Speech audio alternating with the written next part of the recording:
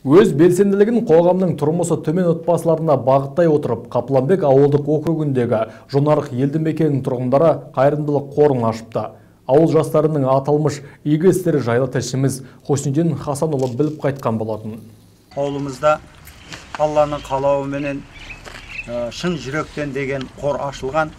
Сол қорға осы ауылымыздың бір топ жігіттері басқарып, Құда қаласа, 5 үйге мал хадия еттік. Ауылдағы ауру сырқау кісілер бар еді. Соларға 160 мыңнан әр қайсының үйіне жаңа ақша таратылды. Солардың әйтеуір бірінші жәрдем сол болды. Өздеріңіз көріп отқандай, ауыл жастарының бастамасымен шын жүректен деп аталатын қайырымдылық қорының құрылуына тұрғындар қуанып отыр.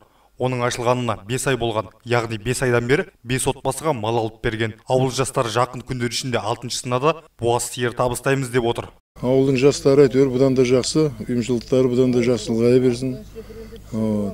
Ендеше істеп жүрген жастар одан да жақсы. Көп қанша айтып жатты ғой ма, 6 мал берілді деп жатыр. Жаңа әр кемшілік қиналған үй, ауру нетіп жатқан адамдарға жақсылық қылды деп жатыр. Одан да жақсы ұйымдастырып, әйтеуір ауылдың балалары бірімен өркен өсіп, өздерімен өздері көбейіп, жақсы нете берсін. Құры тұрған қазыққа мал байланып, тұрмысы төмен отбасылардың жағдайы сәл де болса жақсарса, ауылдың абыройы. Өздеріңіз көріп отқан мына отбасы аталмыш қор арқылы сиырлы болыпты. Ағамыз жарымен бірге 4 бала шағаны тәрбиелеп отыр. Өз мүмкіндігі шектеулі азамат болғандықтан жұмысқа жарамсыз екен. Қорасына мал біткеніне ағамыз қуанып, осы сиыр арқылы бала шағамның несібесін арттырам деп ауыл белсенділеріне ризашылығын білдірді.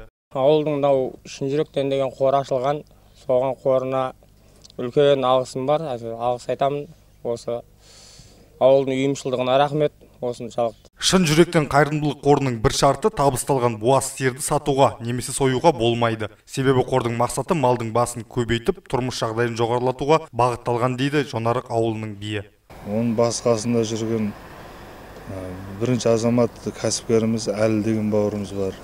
Сержан, Нұрсейіт, Ерлан деген жігіттер, басқасында ол жүр, Дәулет деген жігіттер. Ол қорға кез келген адам қалағаншасы салылады. Садаға ретінде айына әжептәуір ақша жиналады. 200-300 мыңдай ақша жиналады. Соған аз қамтылған семьяларға көп, жаңағы бала шағасы көп отбасыларға, жаңағы қария жасап жүрген балдарға ниеттері қабыл болсын деп айтамыз.